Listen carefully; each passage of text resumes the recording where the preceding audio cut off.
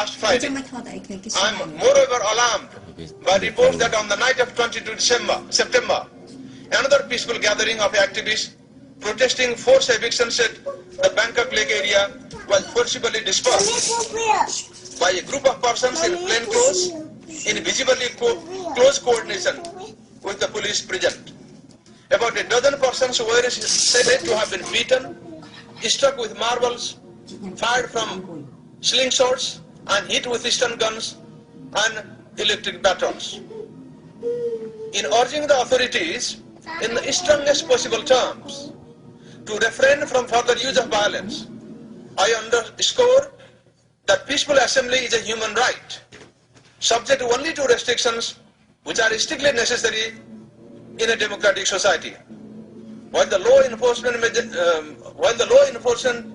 has a duty to enforce safety and public order for the international community, including that of my mandate, to continue in assisting the people and the government of Cambodia take the road towards a fuller liberal democracy underpinned by sustainable peace and equitable economic development.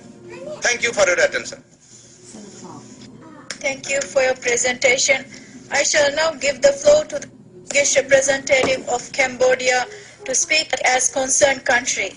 Distinguished Ambassador, you have 5 minutes. Thank you, Madam President.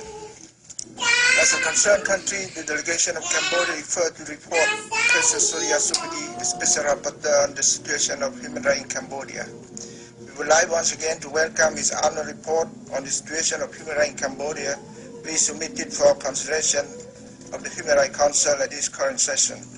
We appreciate the constructive cooperation which the Special Rapporteur has extended to the Royal Government of Cambodia, the Parliament and other stakeholders in Cambodia, especially during his last 2 subsequent visits to the countries.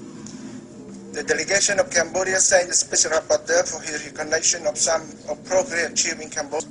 The negotiation in addressing the shortcoming relating to the dispute involving some of the case on alleged irregularities.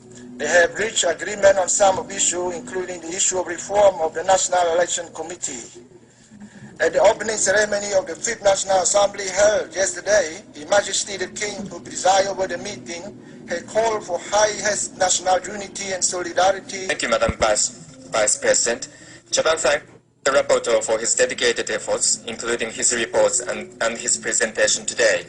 We welcome the fact that constructive working relationship is being built between the Special Rapporteur and the government of Cambodia and hope that it will continue.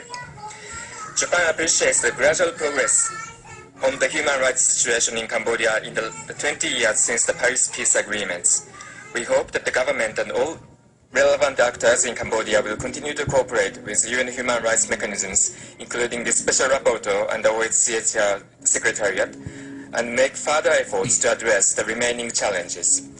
To establish the rule of law and judicial independence in Cambodia, Japan has been supporting the development of civil law and civil procedure codes and providing technical assistance for judges and prosecutors on civil law. However, 3 draft laws on judicial independence have long been under examination for crimes against the Cambodian people, but remains concerned about the Chamber's financial situation.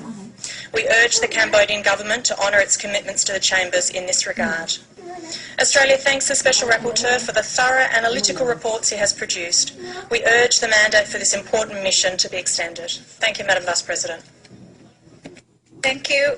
This was the last speaker that we could accommodate at this meeting today. Excellencies, ladies and gentlemen, this brings us to the end of this meeting for today. We shall reconvene after a short technical break to hold a standalone high-level interactive dialogue on Somalia. The interactive dialogue with